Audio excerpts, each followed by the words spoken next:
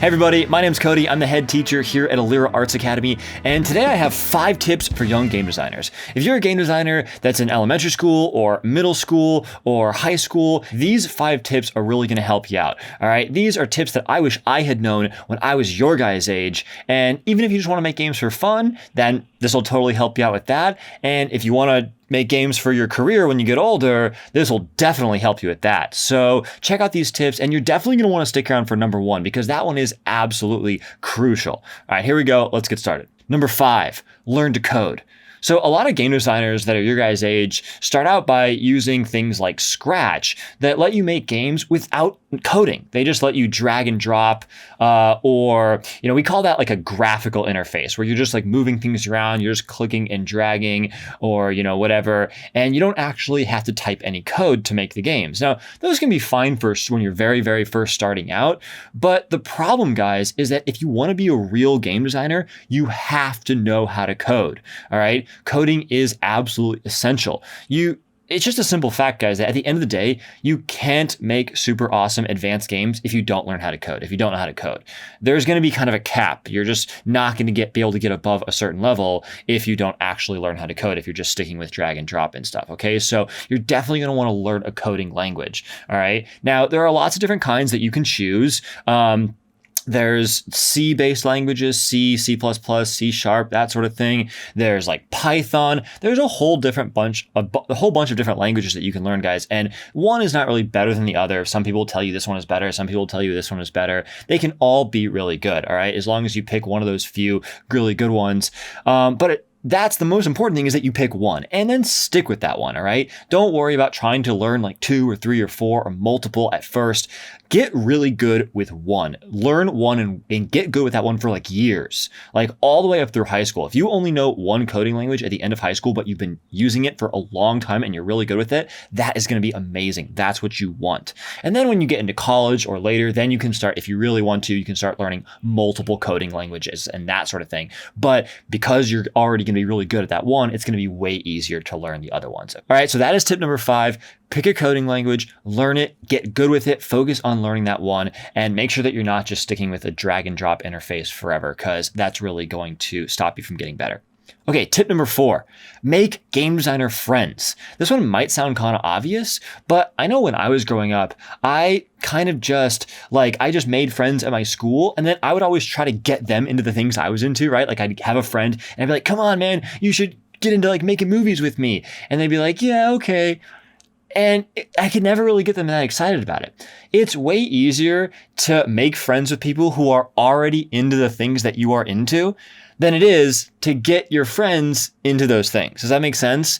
So you should go join clubs, take classes, wherever you need to go find places where there are other game designer kids like you that are also into game design so that you can make friends with them, because having friends that are into the things that you're into, first of all, makes it way more fun, right? You can share your games with each other. You can show them your game. They can show you their game. You can, practice with each other. You can motivate each other. It's way more fun. You're going to be way more likely to stick with it for longer, and you're going to learn more because you can trade ideas and secrets and tips and techniques with each other, right? So for all those reasons, it is just so important to have friends that are also into game design. Okay, so find those ways to make those friends. Ask your parents for help with that, because there are all sorts of opportunities online. Certainly we have classes, we have clubs. Find some clubs and classes and places like that where there are other game designers. Number 3, pay attention in math class. All right. Math is useful, really, really useful in games. Games use a lot of math. If you've ever been sitting in math class and you're like, oh my gosh, what am I going to use this for? I'll tell you what you're going to use it for: making games. All right. Math is so useful for making games.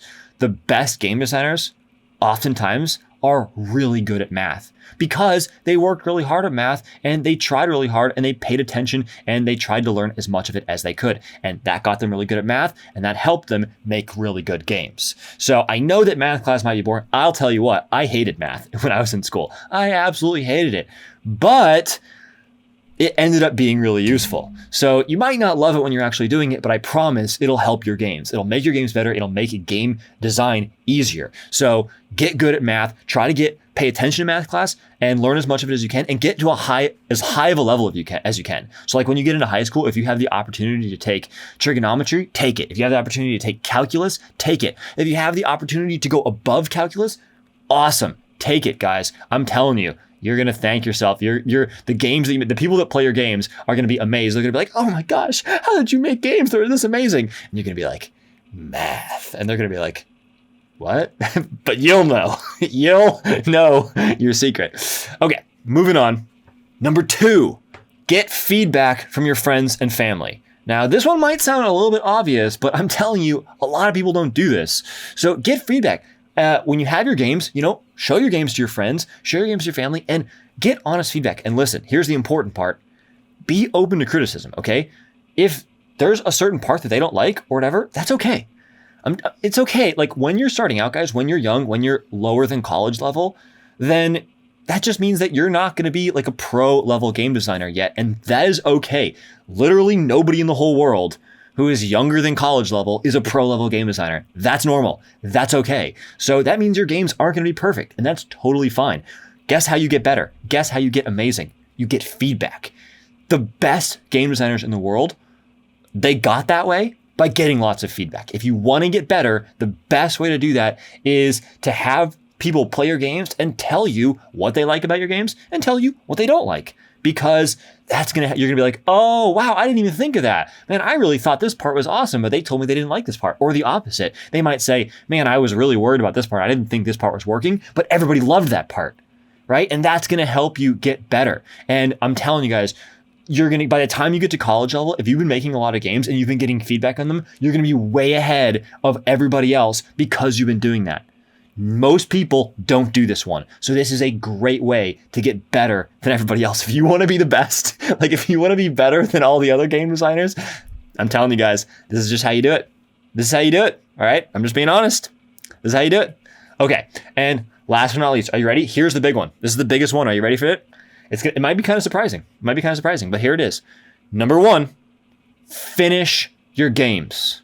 My number 1 tip out of all of them, this is the most important one, I'm telling you, finish your games.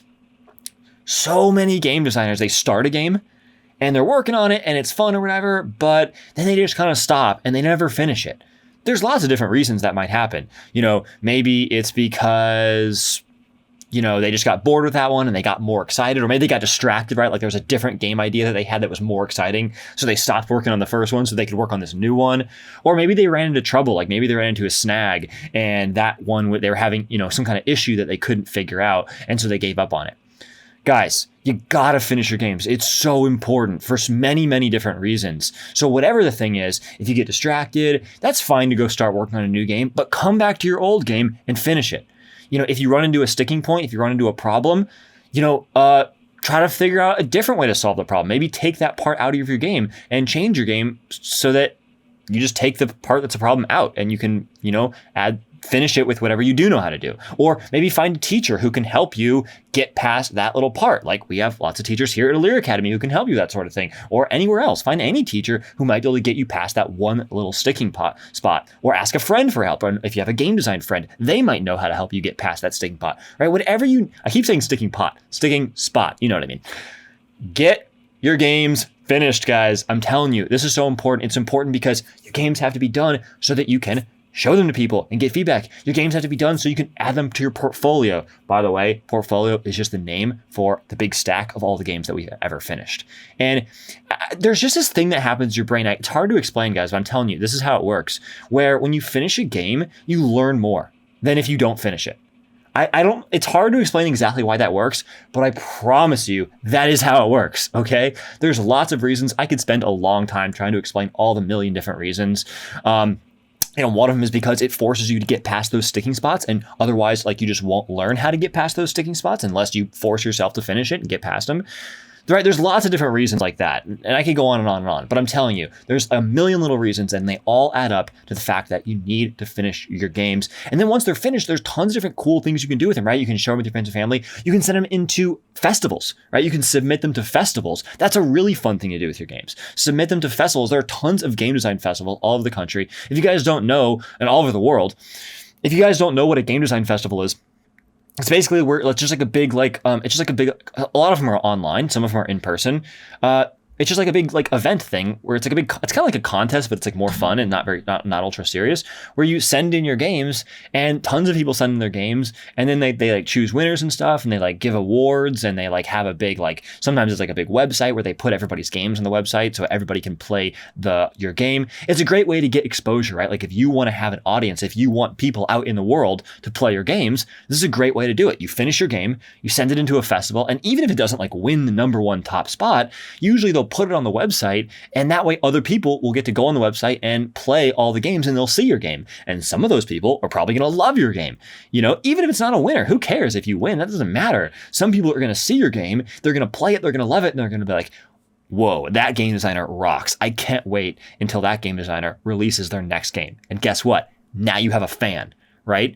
And over time, if you keep doing that, you submit your games to this festival, you submit your games to that festival, you submit your games to this festival, you show it to this, you give it to this, you send it into this contest, you show it to this people, right? Over time, guess what? You build up fans, you build up people who love your games, and then bada bing, bada boom, you're a game designer. But you got to finish your games in order for that to work, right? You just got to finish them. Don't even worry if they're good. Don't even worry if they're amazing, okay? That's not the important part. You will get better over time. Even if your games are kind of bad, first of all, nobody else will probably think that. You're probably the only one who's going to think that. But even if that's the case, let's just pretend your games are actually kind of bad. Guess what? Who cares? It's okay, because everybody's games are bad when they start out making games. That's normal. My games were terrible. The first games I made, guys, were like the worst. They were so bad. But guess what? Guess how I got better? Finishing my games, practicing. Every time you finish a game, you get a little bit better. Every time you finish a game, you get a little bit better. Bam, bam, bam, and that adds up over time. Okay, so even if your games you're making right now are like not the best ever, so what? Make another one. Make another one, because by the time you make 2 or 3 more games, they're going to be way better, and your games are going to start getting like actually really good. Then they're going to start becoming like great. You make a few more, they're going to be like totally kick butt, and before you know it, you're going to make like 10 games, and you're going to start making like games that are so good they start winning contests, and then it's awesome. Right? Okay, guys, so those are my 5 tips. Hopefully you found those helpful. If you did, tell me which one you found the most helpful down in the comments. You know, typical YouTube stuff, right? I'm a YouTuber. Click the subscribe button if you think this is useful. We're going to be putting out tons of art content. So if you like art content, things about game design, things about animation, whatever your jam is, click on that subscribe button, because guess what? People who are subscribed to the channel get free access to some of our classes. That's right. If you are subscribed to this channel, then you get to take one class for free, and there's a video on our channel that explains how to take advantage of that. So subscribe so you can get access to some of our free classes, and that should be pretty sweet. And then, you know, leave in the comments, all that good stuff, all that jazz, right? Guess what? I always read the comments. So if you ever have any questions, you can also feel free to ask your questions down in the comments, and I'll be like, and I'll answer them. All right. That's going to be it, guys. See you guys in the next video. Bye, everybody.